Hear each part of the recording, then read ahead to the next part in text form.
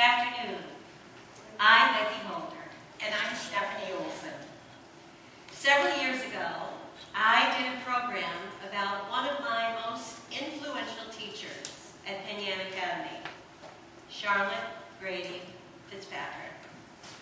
She was the speech and drama teacher, and she taught me a lot about how to be in the world, how to learn, and how to be a teacher myself. I never had a chance to thank her. Charlotte Grady Fitzpatrick was a real teacher. But we've both been privileged to know many real teachers in our lives. So, a few years ago, we set out to interview them about their work. Most of what follows today are the questions we asked and the answers they gave. These are the voices of some wonderful, real teachers. So, what are real teachers? Well, real teachers grade papers in the car, during commercials, in faculty meetings, in the bathroom, and at the end of the semester have been seen grading papers in church. Real teachers cheer when they hear that April 1st and Halloween do not fall on school days.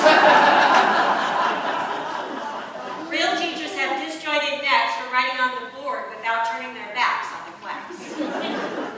Real teachers have been timed gulping down a full lunch in 2 minutes and 18 seconds. And master teachers can eat faster than that.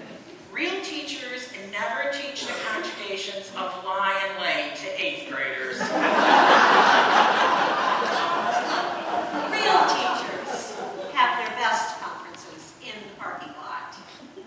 Real teachers spend their time planning the next class, not counting the years to retirement. Real teachers hear the heartbeats of crisis, always have time to listen.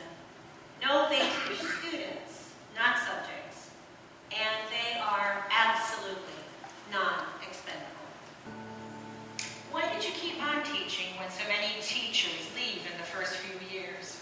Oh, probably the thing that kept me teaching all those years ago was the huge salary.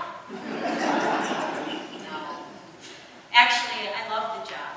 Loved the kids. Couldn't imagine doing anything else. As time went along, it just got to be a part of me, and I couldn't imagine leaving it and becoming something else I was afraid I couldn't be. Didn't want to be. It was just a part of my fabric, and I became part of the school fabric. I never really considered leaving. I thought about teaching all the time. In the movies, I'd be thinking about something I'd done, and I'd want to go back and do something different. Students were so funny. I always thought they were funny. I taught kindergarten for a long time. One day, the principal came to my classroom to tell me that a new student would be coming the following day.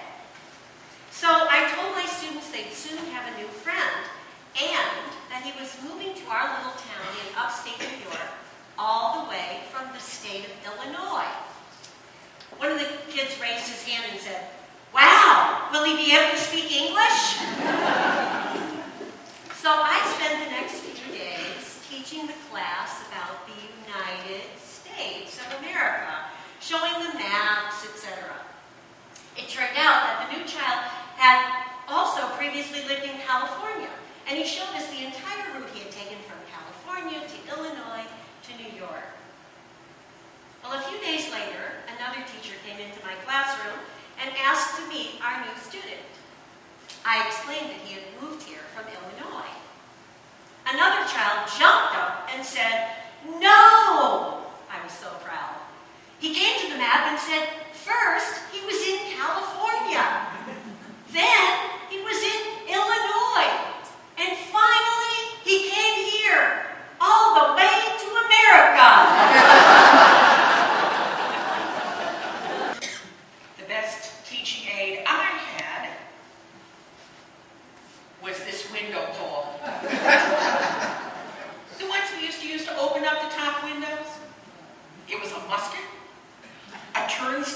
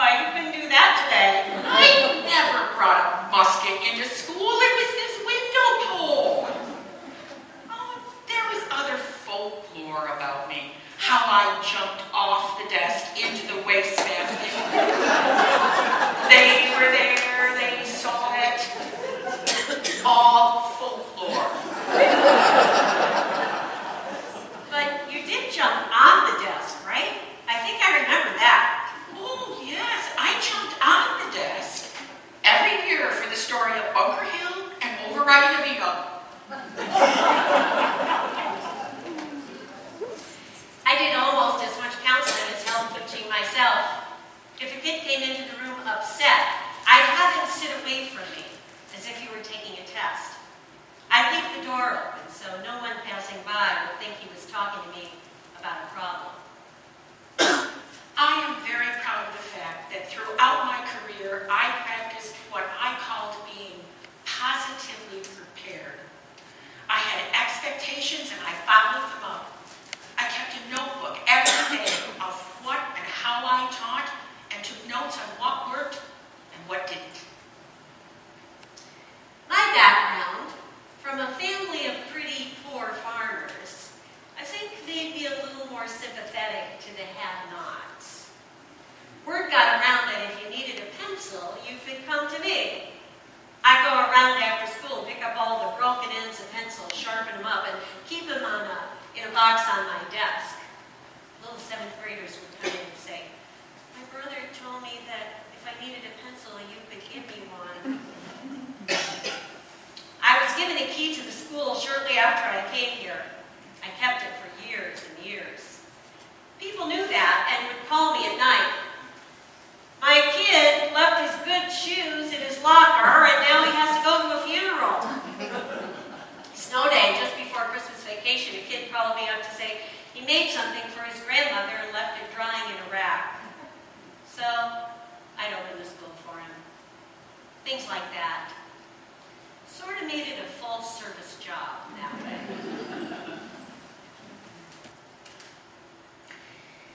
My mother was a teacher starting in 1905. She taught in Pennsylvania in the coal country.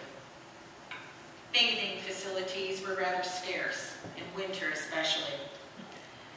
She wrote a note to a parent. Robert could use a bath.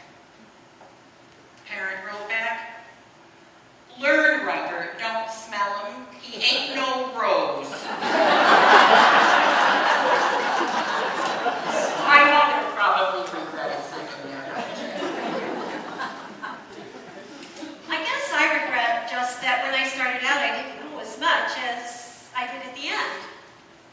Early in my career, I invited guest speakers to my health class, some former students who were reformed drug addicts. I regretted that some of them were not quite reformed. What would you say to someone considering becoming a teacher? Well, I guess it would depend on whether I cared about the person or the profession.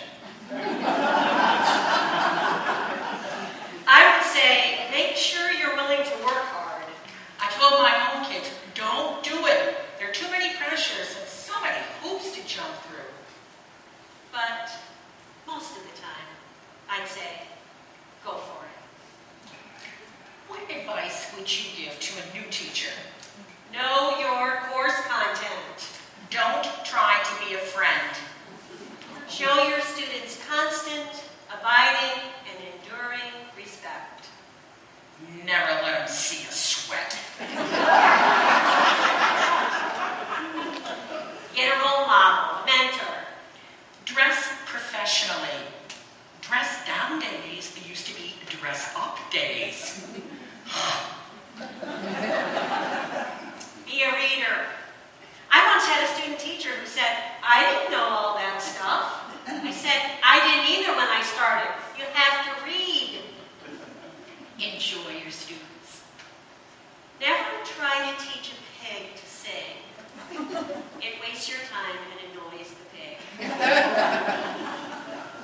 Start each kid off with a clean slate every day. Now, that doesn't mean that if they owe a paper, they still don't owe it. But don't hold over them today the misbehavior from the day before.